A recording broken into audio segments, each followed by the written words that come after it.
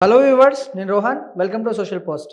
శివ బాలాజీ మనందరికీ బాగా తెలిసిన వ్యక్తి. చాలా సినిమాల్లో బిగ్ బాస్ కంటెస్టెంట్గా కూడా వచ్చాడు. చాలా సినిమాల్లో యాక్ట్ చేశాడు.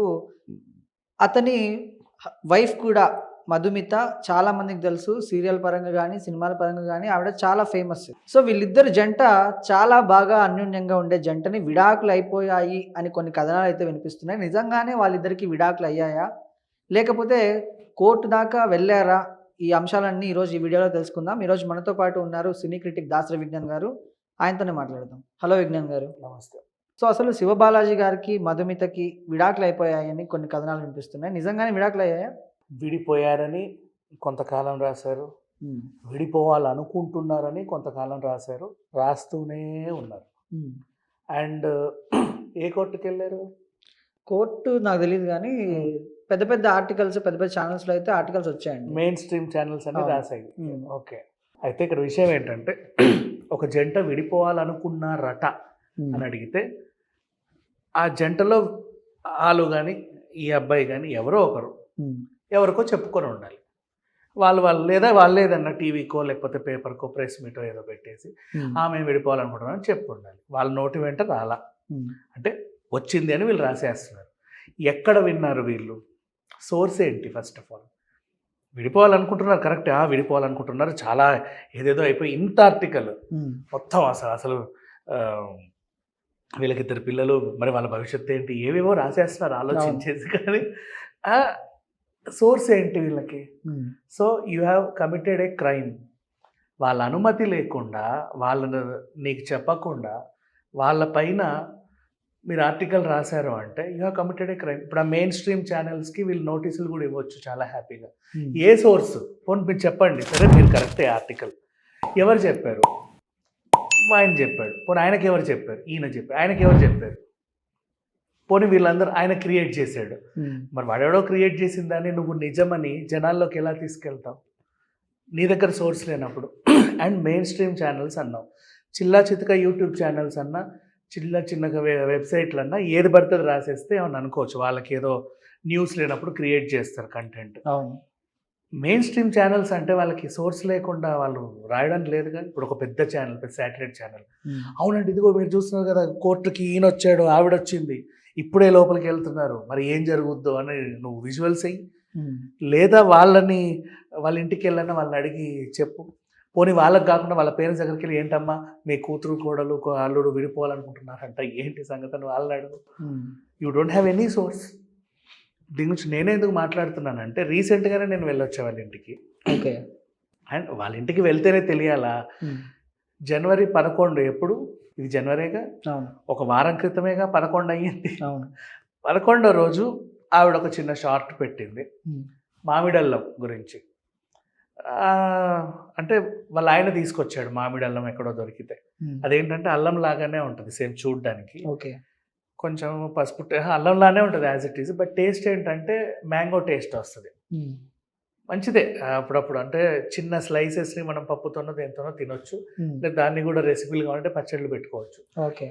అది ఆవిడ ఇంట్రెస్ట్గా చూపించింది. ఎక్కడో మా ఆయనకు దొరికితే తెచ్చాడు. మరి విడిపోయారు కదా, ఎక్కడో దొరికితే వీళ్ళ ఆయన ఎందుకు తెచ్చిచ్చాడు?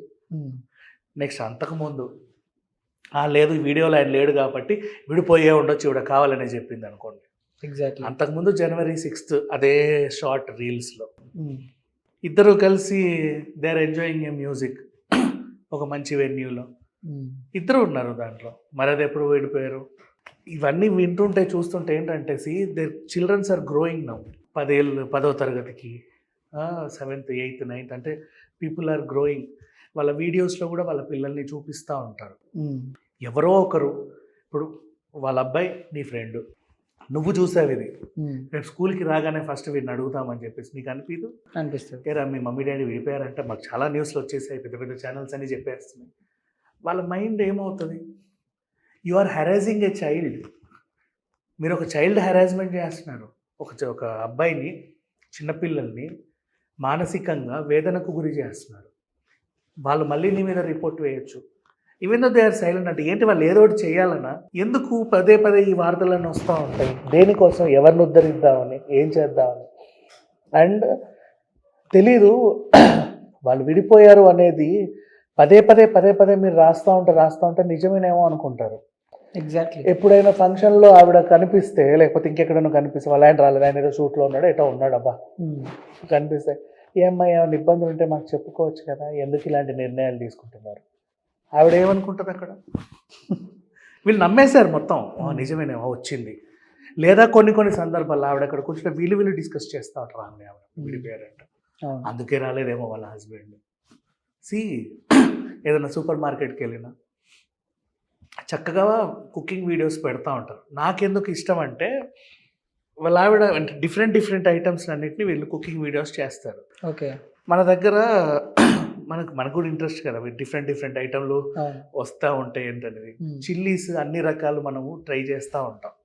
ఇప్పుడు ఎక్కడో మనం చిన్న జెల్పినోనో ఏదో దొరికింది అనుకో, ఆ విత్తనాన్ని టిష్యూ పేపర్ మీద వేసి యూట్యూబ్లో చూస్తూ ఉంటాం కదా, స్ప్రే చేస్తే చిన్నగా ఏదన్నా వస్తుంది, దాన్ని వేస్తే అది ఇంత ప్లాంట్ అయింది అనుకో, అబ్బా అంటే ఈ క్లైమేట్కి ఇది వస్తుంది అని తెలిసి ఆ సాయిల్లో అవి ఇంకొంచెం వేస్తాం.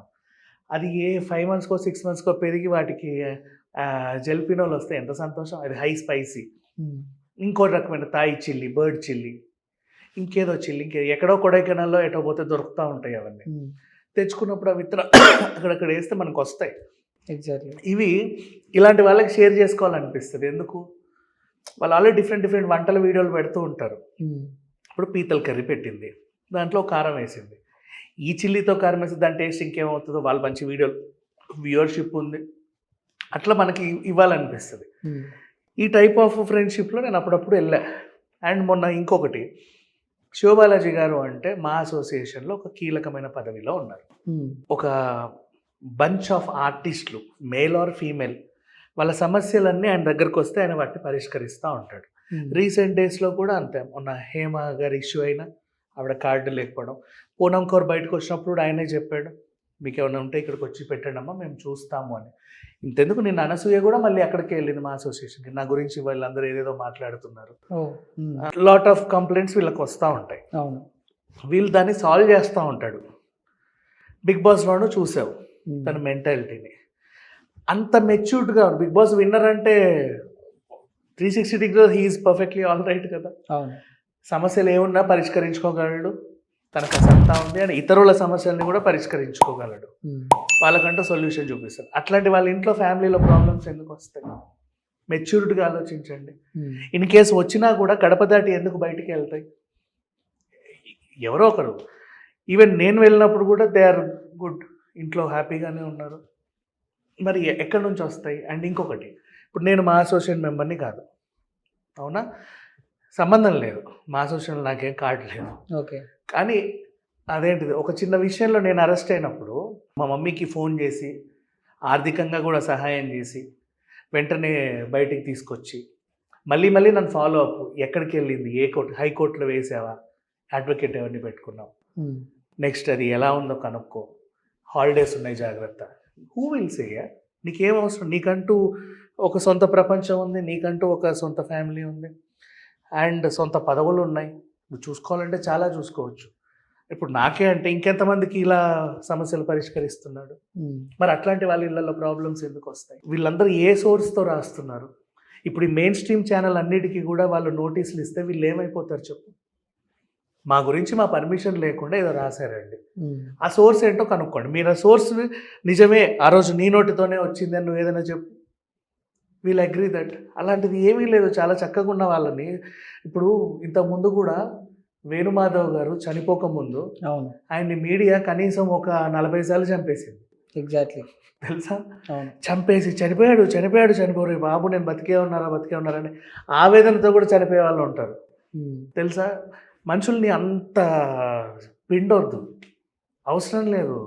అండ్ నెక్స్ట్, నాకు మళ్ళీ శాకుంతలం దగ్గరికి వెళ్ళాలనిపిస్తుంది. ఆ రోజు అయితే నేను అది చూసినప్పుడల్లా చాలా బాధ వేస్తుంది. మధ్యలో సమంత కూర్చొని ఉంది, ఈ పక్కన దిల్ రాజు గారు, గుణశేఖర్ గారు ఉన్నారు, దిల్ రాజు గారు కూడా ఉన్నారు. వీళ్ళిద్దరు ఉండి మాట్లాడుతుంటే ప్రెస్ వాళ్ళందరూ వచ్చారనమాట, ఉత్సాహం తట్టుకోలేక. వచ్చి, అనసూయ గారు, శాకుంతలం అంటే భర్తను వదిలేసి విరహవేదన అనుభవించే క్యారెక్టర్ కదా, మీ నిజ జీవితంలో కూడా రీసెంట్గా మీకు ఇలా అయింది కదా, ఈ క్యారెక్టర్ పోషిస్తున్నప్పుడు మీకు ఫీలింగ్ ఏంటి అని అడిగాడు. ఎవరన్నా అడుగుతారు అట్లా? కామన్ సెన్స్ ఉన్న మనుషులు ఎవడైనా సరే, మనిషి పుట్టున్నాడు, ఎవడన్నా అడుగుతాడా? ఫస్ట్ ఆఫ్ ఆల్ బట్ వీళ్ళు అడిగారు.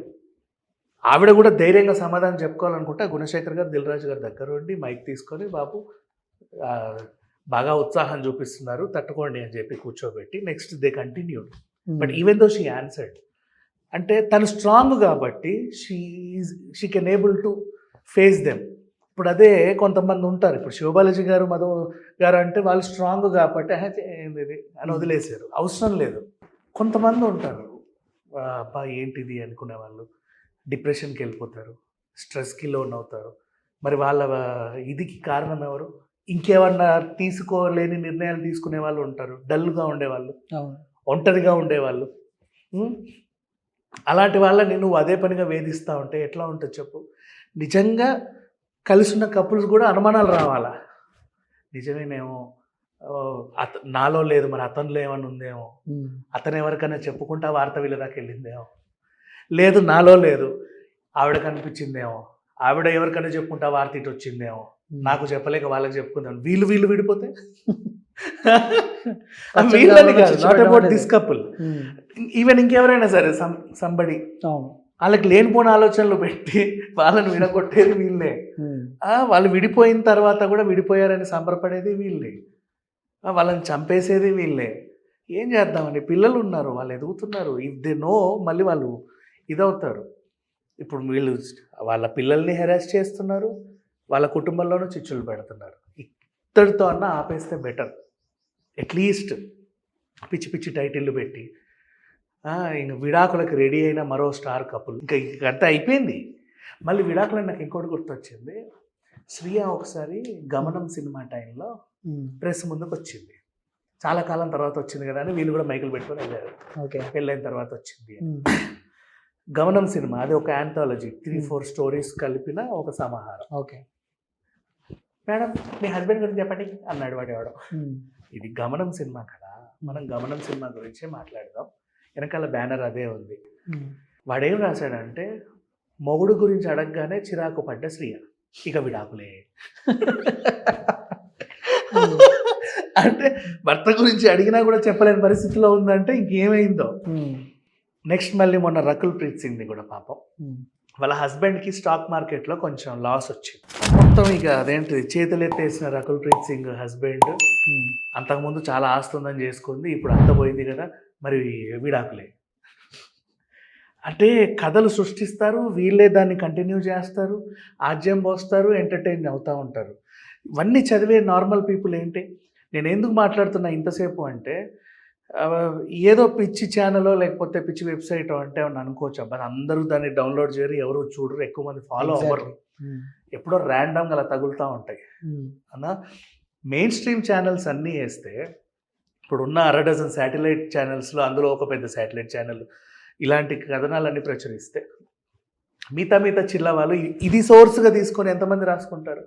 అంటే ఒక పెద్ద శాటిలైట్ ఛానల్ రాసిందంటే ఏం లేకుండా వాళ్ళు రాయరు కదా అని చెప్పి వీళ్ళు దాన్ని ఇంకా పెంచి ఎప్పుడు తెలుసా వీళ్ళ కనీసం నన్ను అడిగితే ఈయన బిగ్ బాస్కి వెళ్ళినప్పటి నుంచి వీళ్ళు ప్రచురిస్తానే ఉండుంటారు, లేదా అంతకుముందు నుంచి అనుకుంటా, కనీసం ఇప్పటికీ ఒక 25 సార్ల వరకు విడాకులు ఇచ్చేసారు. అంటే ఎట్లుందంటే, నేను ఇన్నిసార్లు నుంచి విడాకులు అంటే అయినా సరే మీరు ఎందుకు విడిపోవట్లేదు, ఈసారి కనుక మీరు విడిపోలేదు అన్నట్టు దాడి చేస్తున్నారు. ఇట్లా ఉంది పరిస్థితి. సో వాట్ ఎవర్, ఈ విడాకులు అనే పదము ఎవరైనా సరే, నాట్ ఓన్లీ వీళ్ళ లైఫ్, ఎవరి జీవితంలో అయినా సరే, ఎప్పుడైనా సరే మీరు రాసేటప్పుడు పూర్తి సోర్స్ కనుక్కోండి. లేదా ఇప్పుడు సమంత వాళ్ళు అనుకోండి, ఫర్ ఎగ్జాంపుల్ ఇన్స్టాలో పెట్టింది మేము విడిపోవాలనుకుంటున్నాము అని, అలా బహిరంగంగా ప్రకటించుకున్నప్పుడు రాసుకోండి, పర్లా మీ ఇష్టం. ఎలాంటి ఆధారం లేనప్పుడు రాయకూడదు. థ్యాంక్ యూ విజ్ఞాన్ గారు.